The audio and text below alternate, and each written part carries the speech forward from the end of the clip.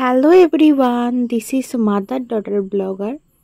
তো আর একটা সুন্দর দিনে শুরু করলাম।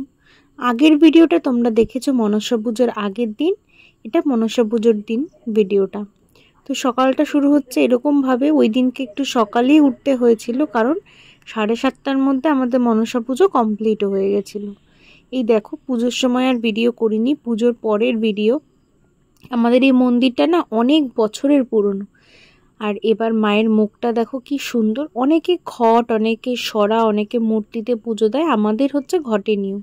আর এটা অনেক বছর বংশ পরম্পরার পুজো।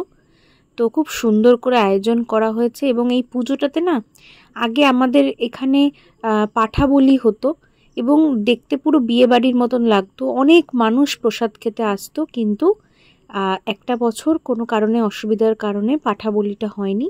তো পুরোহিত বিধান দিয়েছিলেন যে একটা বছর যখন গ্যাপ গেছে, সুতরাং পাঠা বলিটা দিতে না, কিন্তু পুজোটা বন্ধ করতে না, পুজোটা কন্টিনিউ করে যেতে।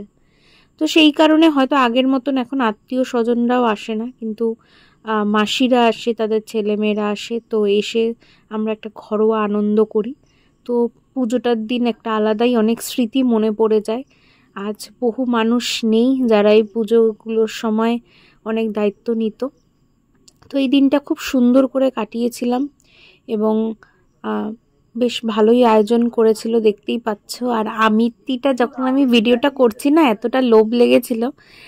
আমি আমিত্তি খুব ভালো খাই, খুব ভালো। তো আমি অনেকগুলো আমিত্তি খেয়েছিলাম। দেন প্রসাদ খেয়ে একটু চা খেয়ে নিলাম। আর বাড়িতে বেশ অনেকগুলোই পুচকি ছিল, তো এই পুচকিটার একটু ভিডিও করলাম।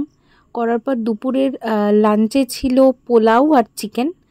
তো এটা নিয়ে তোমরা আবার কেউ কিছু বলো না, আমরা অ্যাকচুয়ালি এই দিন আমিষই খাই, নিরামিষ খাই না।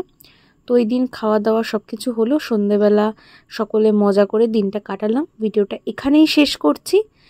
ভিডিওটা ভালো লাগলে লাইক, কমেন্ট অ্যান্ড শেয়ার করতে ভুলো না। আর তোমরা আমাকে খুব সুন্দর আগে সাবস্ক্রাইব করতে, এখন আর সাবস্ক্রাইব ঠিকঠাক করছো না। সকলে একটু সাবস্ক্রাইব করো, পাশে থেকো।